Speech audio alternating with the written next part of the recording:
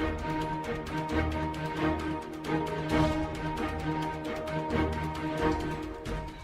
evening, America. I am your host, Brianna Noriega. Have you ever thought about the past and what you leave behind? Well, we are here to look back at the events of the 1950s and how it's shaped America today. See you on the other side. Good evening, America. Pardon me if I'm out of breath, but news just came in that Dwight D. Eisenhower won the 1952 election, along with his vice president, Richard Nixon. Eisenhower won by more than 6 million votes, capturing 39 states and 442 electoral votes to Adlai E. Stevenson's, who had 9 states and 89 electoral votes. The Republican Party will now be in office for the next 4 years. Back to you, Bray. You have just witnessed the announcement made by Kaya when Eisenhower won the election held in 1952. Now here's Mona with her opinion on the civil rights movement of the late 1950s. Sorry, didn't see you there. Thanks, Brianna. Tonight I will be discussing the civil rights movement. There has been some chaos in Kansas from the Brown v. Board of Ed case when the Supreme Court ruled that segregation of schools is unconstitutional. Some people held riots because of this, but I believe that is absurd. Blacks should be allowed to attend the same schools as whites. They are being denied a better education because of their skin color. In addition, Rosa Parks stood up to segregation by not giving up her seat to a white person in 1955. She was arrested for this. Martin Luther King then began a boycott against the Montgomery buses. In my opinion, there must be an end to all the segregation and injustice going on in America. Now back to you, Bray. As you can see, not everyone believes segregation was a good thing. After this short break, you will have a first-hand look at the interview of Daisy Bates, one of the Little Rock Nine.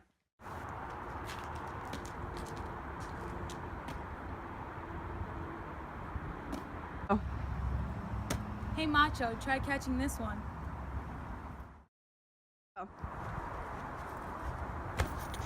Light work. All right, then try this last one.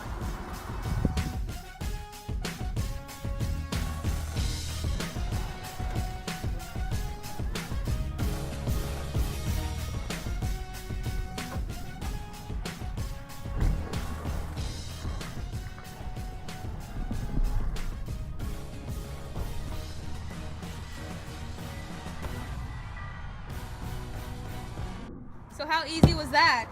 A Pepsi bottle? What? Let's have some. Okay.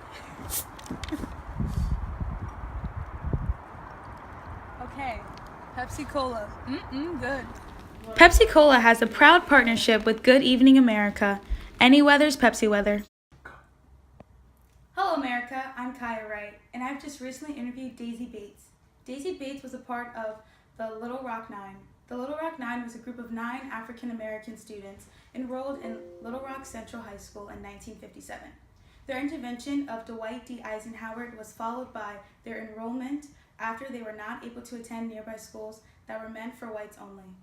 America, enjoy the video. Good morning, Daisy Bates. It's nice to have you here. There's just a few questions I need to ask you. Will that be okay? Yes, Okay, so the first question is, what was your childhood like? it was very good. We had our own black school, and the whites had their school.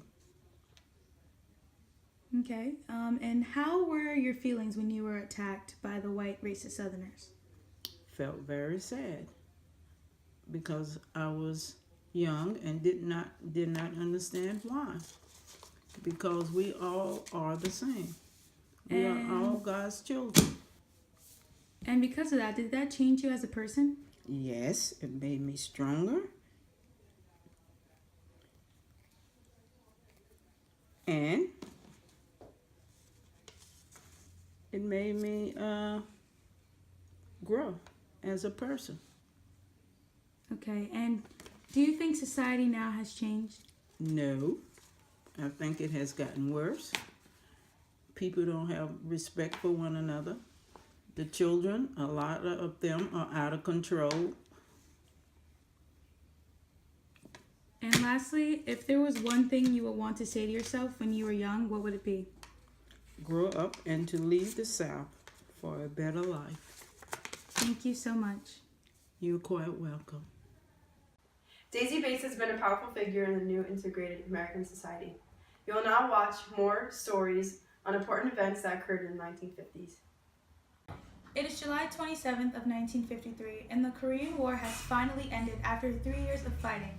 This war began on June 25th, 1950, when the Soviet-backed North Korean army invaded pro-Western Republic South Korea. Many feared that this was more than a border dispute of the 38th parallel, and the first step towards the takeover of communism. This led America to send military aid and assistance in support of South Korea. The fighting continued and casualties increased as negotiations stalled. And finally today, an armistice was signed, which drew a new boundary near the 38th parallel and allowed the two sides to stay separate. Now back to you, Mona. In the 1950s, the fear of communism was very high. American citizens were scared that communists were going to take over. Senator Joseph McCarthy was focused on finding communist supporters within the U.S. With the help of the FBI and J. Edgar Hoover, he led investigations to find these communist sympathizers. Also, in 1953, Eisenhower issued an executive order suspending any government employee accused of being a communist. It was so extreme that libraries had to remove books written by suspected communists. In 1954, McCarthy accused the U.S. Army of covering up communist espionage at Fort Monmouth, New Jersey. Congress held hearings which lasted over a month. It didn't end well for McCarthy, and he died a broken man in 1957. It's 1959, and we want to look back at how America was shaped throughout the 1950s. The 1950s was a decade of prosperity, conformity, and consensus. New trends in society became very popular. For example, women wore pleated full skirts, circle dresses to accentuate the waist, and flats. Men wore narrow, form-fitting suits, cigarette-like pants, and Oxford shoes. Also, while men were out working and making money to support their families, women were expected to stay home, cook, and take care of their children. Furthermore, in 1954, the baby boom began. 3.9 million babies were born in 1952. More than 4 million were born annually from 1954, and it's still continuing now. 1950 society was also greatly impacted by new technology. The automobile industry grew, and they were mass-producing more cars because a new freeway system known as the National System of Interstate and Defense Highways were created. Overall, the 1950s was a decade of change in style. Hello, America. We will now be looking back at the 1950 sports highlight.